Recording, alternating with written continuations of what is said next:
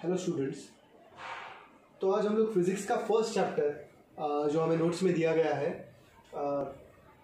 Measurements, उसके बारे में उसका शुरुआत करने जा रहे हैं और उसमें से भी एक ही टॉपिक हम कवर करने जा रहे हैं विच इज़ सिंपल पेंडुलम। अभी मेजरमेंट्स के बारे में थोड़ा सा बात करें तो मेजरमेंट्स का मतलब क्या है। We have to measure in the physics, we have to measure various quantities. अलग अलग क्वांटिटीज़ हमें मेजर करनी होती है, जैसे मास है, लेंथ है, डिस्टेंस है और टाइम है। उसमें से टाइम ये एक इम्पॉर्टेंट क्वांटिटी है। Important quantity called as time. Time measure करने के लिए हम लोग सिंपल पेंडुलम का या पेंडुलम का इस्तेमाल करते हैं। तो अभी टाइम मेजर करने के लिए पेंडुलम का इस्तेमाल किस तरह से हम लोग करते हैं, तो टाइम मेजर करने के लिए जैसे ये एक पेंडुलम है, we all know what is pendulum. General हम लोगों ने बहुत बार पेंडुलम को देखा हुआ है। तो पेंडुलम की मदद से हम टाइम किस तरह से मेजर करेंगे, तो पेंडुलम का एक ऑसिलेशन कंप्लीट होने के लिए कितना टाइम लगता है वो हम लोग मेजर करेंगे। Suppose I am running from one place to another place, जैसे मैं from point A to point B या point A to point B में भाग रहा हूँ। तो पॉइंट ए से ए पे जब मैं मेरा जर्नी शुरू करूंगा तब पेंडुलम को ऑसिलेट करना है और कितने ऑसिलेशन कंप्लीट होने तक मैं पॉइंट बी तक पहुंचूंगा। जैसे 10 ऑसिलेशंस लगेंगे पेंडुलम को जब तक मैं ए से बी तक पहुंचूंगा। तो मेरा टाइम पीरियड कितना होगा, 10 ऑसिलेशंस। कोई एक दूसरा आएगा, suppose he is finishing the same task in 8 oscillations, तो therefore obviously he is faster than me.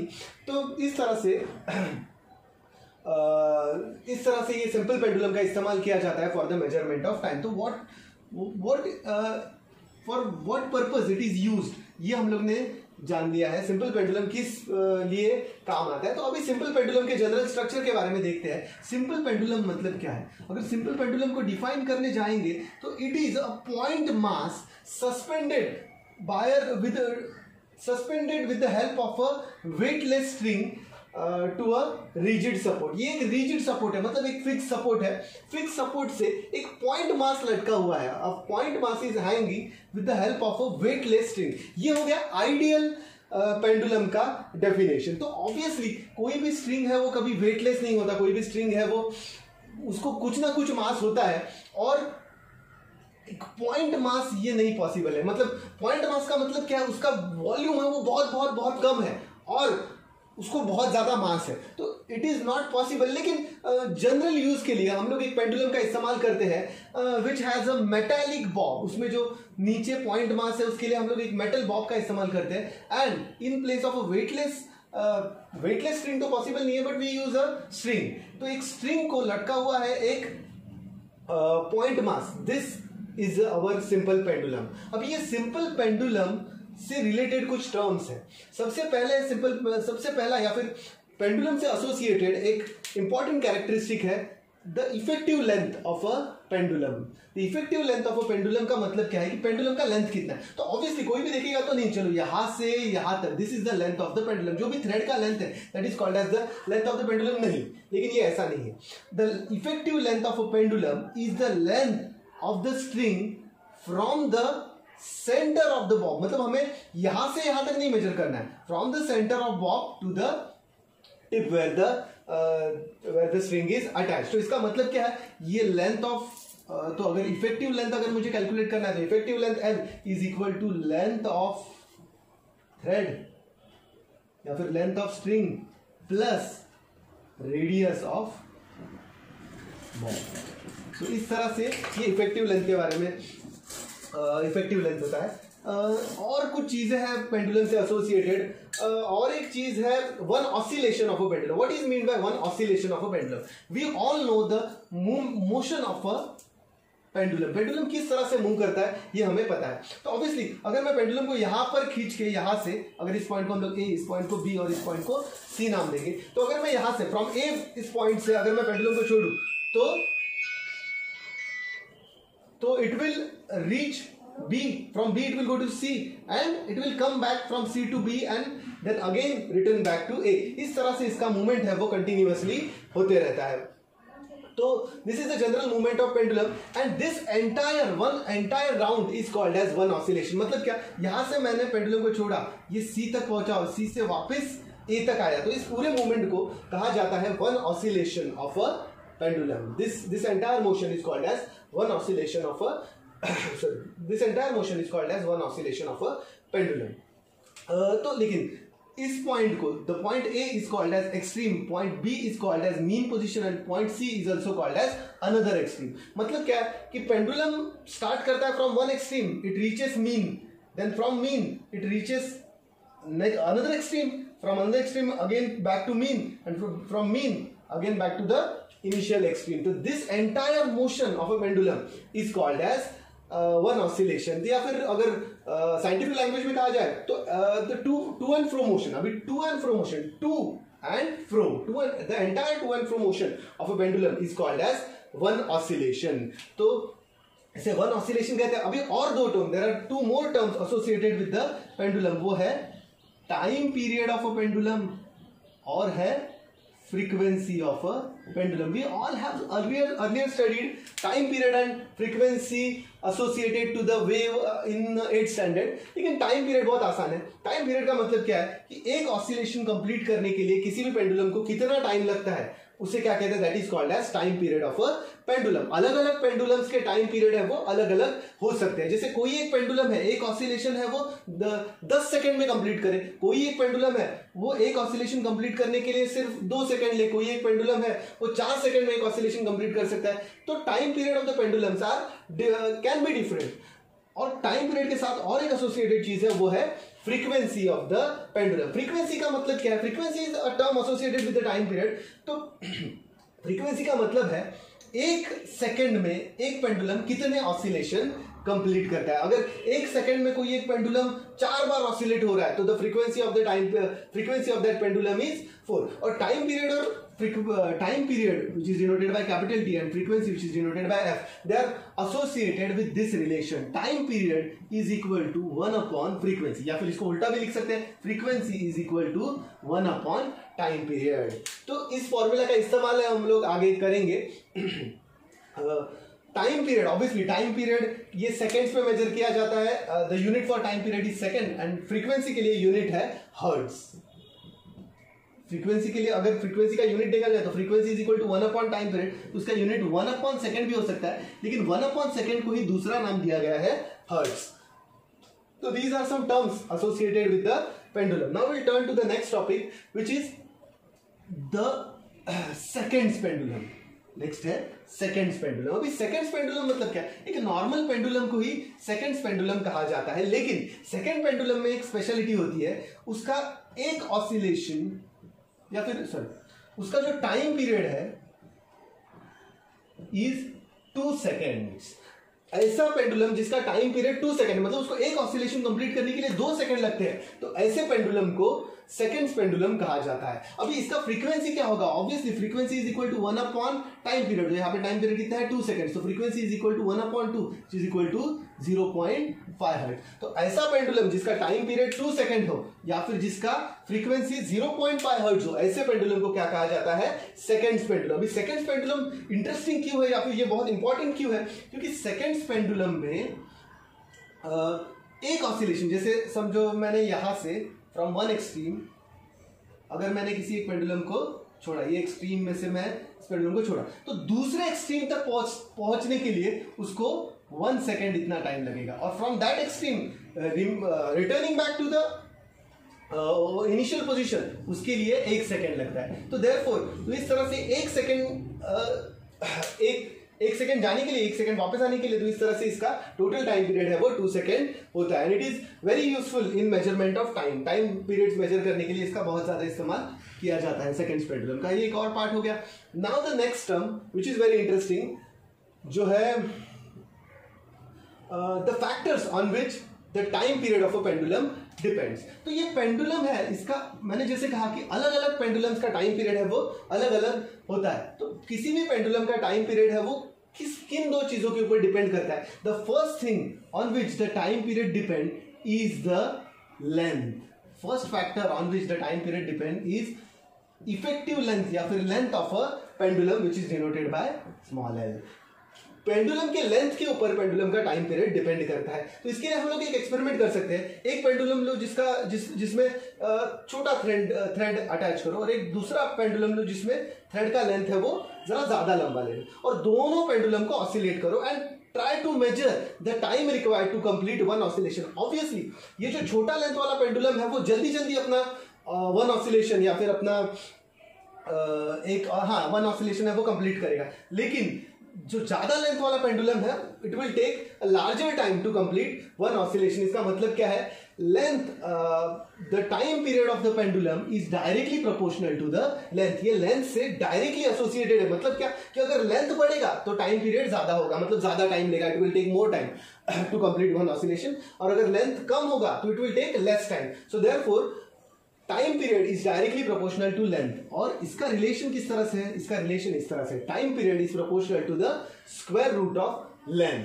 तो हमने प्रोपोर्शन को कुछ तक सीखा हुआ है in the in the 8th standard. तो we all know that if t is proportional to square root of l, तो इस रिलेशन को मैं थोड़ा सा ये करता हूं, तो therefore t is equal to a constant into square root of l। मैंने प्रोपोर्शन के साइन को हटा के इक्वल टू का साइन दिया है, तो जब हम लोग प्रोपोर्शन के साइन को हटा के इक्वल टू का साइन देते हैं तो एक कांस्टेंट आ जाता है, और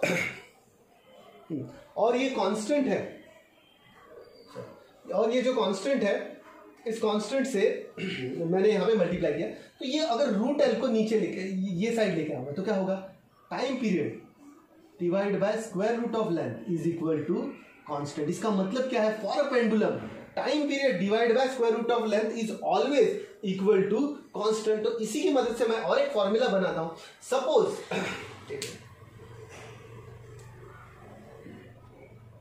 सपोज एक कोई पेंडुलम है जिसका लेंथ है L1 और उसको टाइम लगता है, एक ऑसिलेशन कंप्लीट करने के लिए टाइम लगता है T1। तो according to this formula T1 upon square root of L1 is equal to constant. और एक कोई दूसरा पेंडुलम है जिसको एक ऑसिलेशन कंप्लीट करने के लिए टाइम लगता है L2 और उसका लेंथ है L2 और उसको एक ऑसिलेशन कंप्लीट करने के लिए टाइम लगता है T2। तो according to this formula T2 upon square root of L2 is also equal to constant. ये दोनों इक्वेशंस को, इसको और इस इक्वेशन को अगर मैं एक साथ देखूं तो obviously T1 upon square root of L1 is equal to constant and T2 upon square root of L2 is also equal to constant. Therefore T1 upon square root of L1 is equal to T2 upon square root of L2। मैं इसको इस तरह से लिख सकता हूं या फिर इसी को रीअरेंज भी कर सकता हूं। T2 को अगर मैं इस साइड लेके आऊं तो T2 अपॉन T1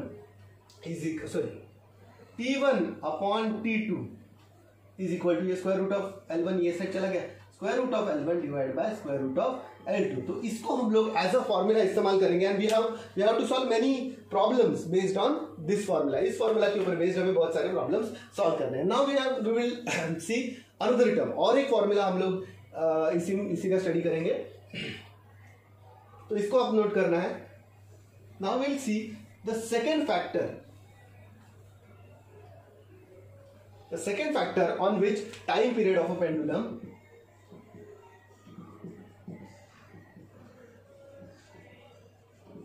ठीक है। तो हमने पहला देखा कि time period depends upon the length. जितना ज्यादा लेंथ है उतना ज्यादा टाइम पीरियड है, मतलब time period length of pendulum के ऊपर डिपेंड करता है। ठीक है। दूसरा factor, the second factor on which the time period of a pendulum depends is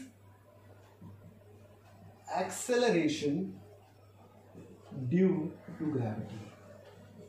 acceleration due to gravity या फिर G, जिसका वैल्यू अर्थ के ऊपर होता है 9.8 मीटर पर सेकेंड, लेकिन ये अलग अलग जगहों पर बदलते जाता है। ठीक है। अगर हम प्लैनेट चेंज करें तो ऑब्वियसली ये बदलेगा, लेकिन even on the surface of earth it also changes. तो इसके बारे में भी हम लोग आगे के चैप्टर्स में स्टडी करेंगे। लेकिन और एक बात हमें पता चली है कि वो है the time period of a pendulum depends upon acceleration due to gravity. और ये किस तरह से डिपेंड करता है, time period of a pendulum is inversely proportional to the square root of acceleration due to gravity. मतलब क्या है कि अगर एक्सेलरेशन ड्यू टू ग्रेविटी बढ़ेगा तो टाइम पीरियड है वो कम होगा, और अगर एंड वाइस वर्सा, जैसे अगर एक्सेलरेशन ड्यू टू ग्रेविटी कम होगा तो टाइम पीरियड है वो बढ़ेगा। तो इस तरह का इनका रिलेशन है।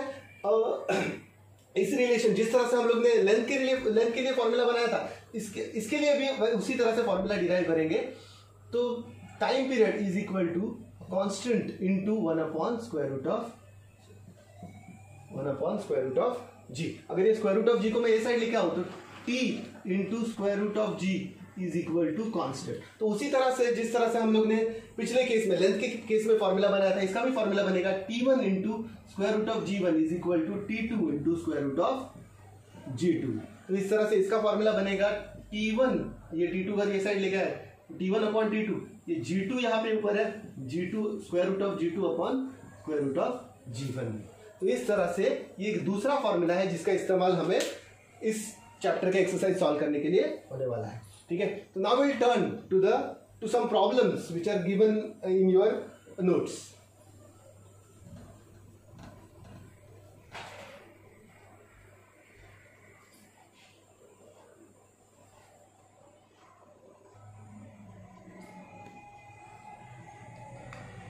तो ये कुछ प्रॉब्लम्स है, इसमें से सबसे पहला प्रॉब्लम है एक जो मैं सॉल्व करता हूँ। मैं रीड कर रहा हूँ पहले तो problem. How is time period of a simple pendulum affected in the following situation. पहला कंडीशन है if length is made 4 times. तो ये भी इस सम को सॉल्व करने का बहुत इंटरेस्टिंग तरीका है। सपोज पहले तो एक पेंडुलम है जिसका लेंथ है, इधर ड्रॉ भी करता हूँ उस पेंडुलम को, जैसे एक पेंडुलम है जिसका इफेक्टिव लेंथ है L और लेट्स सपोज इट्स उसका टाइम पीरियड है T1, उसका टाइम पीरियड है T1।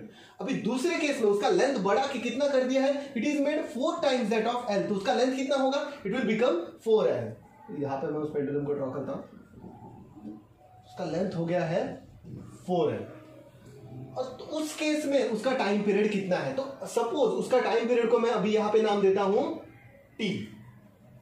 तो we have to find the value of this t and we all know the relation. अभी जस्ट हमने इसके रिलेशन को ये किया है कि रिलेशन है t1 upon t2 is equal to square root of l1 upon square root of l2। मैं इसको इस तरह से भी लिख सकता हूं, it can be written as पूरे को स्क्वायर रूट दिया, square root of l1 upon l2। ठीक है, तो इस फॉर्मूला का इस्तेमाल करते हुए अभी देखिए ना, पहले केस में टाइम पीरियड कितना है T1 और लेंथ कितना है L है। तो देयरफॉर T1 अपॉन दूसरे केस में टाइम पीरियड कितना है, या T2 की जगह पे मैं डालता हूं यहां पे T is equal to square root of L1। पहले केस में लेंथ कितना है L है, दूसरे केस में लेंथ कितना है 4 है। तो by using the formula which we have already derived हम इस रिलेशन पे आए हैं। तो ये देखिए ना, ये L और ये L कैंसिल होगा, तो therefore T1 upon T is equal to square root of 1 upon 4। अभी स्क्वायर रूट ऑफ 1 अपॉन 4 कितना होगा, T1 upon T is equal to square root of 1 का स्क्वायर रूट होता है 1 और 4 का स्क्वायर रूट होता है 2। अगर मैं इस T को ये साइड लेके जाऊं तो T into 1 is equal to T, 2 into T1 is equal to 2T1। So therefore नए पेंडुलम का टाइम पीरियड है, नए पेंडुलम का time period it will be 2 times the time period of the original pendulum. इसका मतलब क्या है, अगर मैं किसी भी पेंडुलम का लेंथ है वो 4 टाइम्स कर दूं तो टाइम पीरियड कितना होगा, टाइम पीरियड उसका डबल हो जाएगा। मतलब अगर एक किसी लेंथ का पर्टिकुलर लेंथ का पेंडुलम है, उसका टाइम पीरियड है 2 सेकेंड्स, तो अगर मैं उसका लेंथ बढ़ा के 4 टाइम्स कर दूंगा तो उसका टाइम पीरियड होगा 4 सेकेंड्स। तो इस तरह से ये रिलेशन है। You can note down this problem. Now we'll turn to the next question. What will happen if the acceleration due to gravity is made 1/4? अभी इस केस में भी शायद सिमिलर ही होगा, लेकिन let's draw and see the. What if the acceleration due to gravity is made 4 times? Suppose एक pendulum है और यहाँ पे acceleration due to gravity है g और उसका टाइम पीरियड है T1।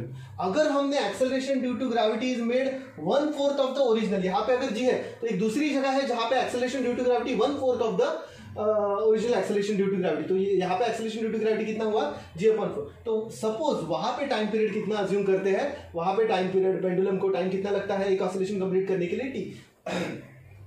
तो देखिए ये एक सा पेंडुलम है, इस जगह पर एक्सेलरेशन ड्यू टू ग्रेविटी कितना है g और उसको एक ऑसिलेशन करने के लिए कितना टाइम लग रहा है, it is taking time of T1।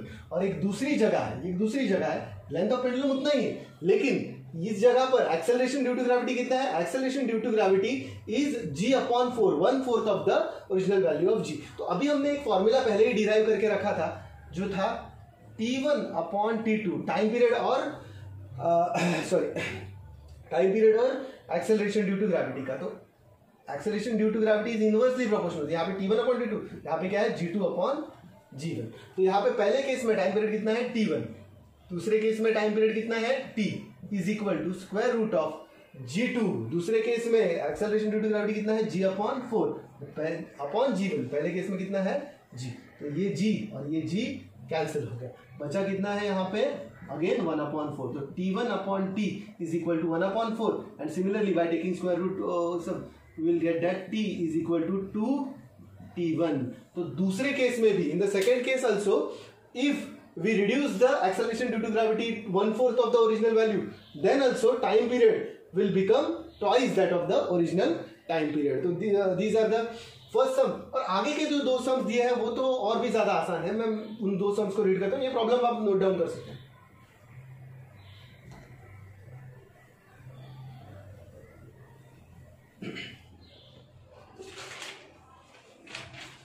आगे और एक प्रॉब्लम दिया है, अ simple pendulum complete 40 oscillations in 1 minute, find the frequency of the. हाँ, तो इसके फॉर्मूला है वो हमने पहले ही देख लिए थे कि time period is equal to 1 upon frequency and frequency is equal to 1 upon time period. तो ये दो फॉर्मूलाज का इस्तेमाल हमें करना पड़ेगा। तो दो में से एक फॉर्मूला का, a simple pendulum completes 40 oscillation in 1 minute. अब यहाँ पे एक इंटरेस्टिंग दिया है, अभी देखिए, नंबर ऑफ ऑसिलेशंस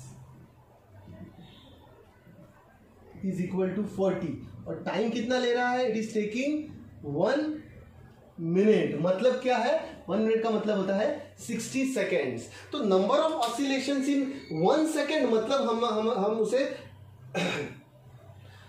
उसे फ्रीक्वेंसी कहते हैं। From the frequency we can also find out time period. लेकिन यहाँ पे 1 मिनट में कितना हो रहा है वो दिया है, तो इसे हम लोग आसानी से सॉल्व कर सकते हैं। अगर कोई 1 मिनट में 60 ऑसिलेशंस कंप्लीट करता है, सॉरी, अगर 60 सेकेंड्स में 40 ऑसिलेशंस कंप्लीट करता है तो 1 सेकेंड में कितने ऑसिलेशंस कंप्लीट करेंगे। इस तरह से मैंने इसे एक रिलेशन का प्रॉब्लम बनाया है। अगर हम लोग क्रॉस मल्टीप्लाई करके सॉल्व करेंगे तो will get that x is equal to 40 upon 60 oscillations in 1 second. इसका मतलब 40 अपॉन 60 कितना होता है, 40 अपॉन 60 ये आएगा 2 upon 3 oscillations. So therefore in 1 second, आगे मैं लिख देता हूं, 2 upon 3 oscillations in 1 second. An object completes, या फिर क्या है, अ simple pendulum completes 2 upon 3 oscillations in 1 second. तो obviously this is nothing but the definition of oscillations in 1 second. 1 second में कितने oscillation complete करता है, this is nothing but the definition of a simple pendulum. तो therefore frequency is equal to 2 upon 3 hertz. एक second में वो कितने oscillations complete कर रहा है, 2 upon 3 hertz. तो we got the frequency. इसका इन्वर्स करके हम टाइम पीरियड भी फाइंड आउट कर सकते हैं। Obviously time period is equal to 3 upon 2 seconds. तो उसको एक ऑसिलेशन कंप्लीट करने के लिए कितना टाइम लग रहा है, it is taking 3 upon 2 seconds to complete 1 oscillation. तो ये हमारा दूसरा प्रॉब्लम हो गया। Now we turn to the third problem, the time period of a simple pendulum is 2 second, what is its frequency. तो ये तो प्रॉब्लम और भी आसान है, सर अब कर देता हूँ। उन्होंने बोला है कि time period of a pendulum is 2 seconds, what is its frequency। तो obviously frequency is equal to 1 upon 2 hertz time period को ये करके। और what this pendulum is called as seconds pendulum, obviously we have already studied this, so this is our part, this is our first lecture of physics, and we have covered all the topics which are given in your notes. Thank you very much.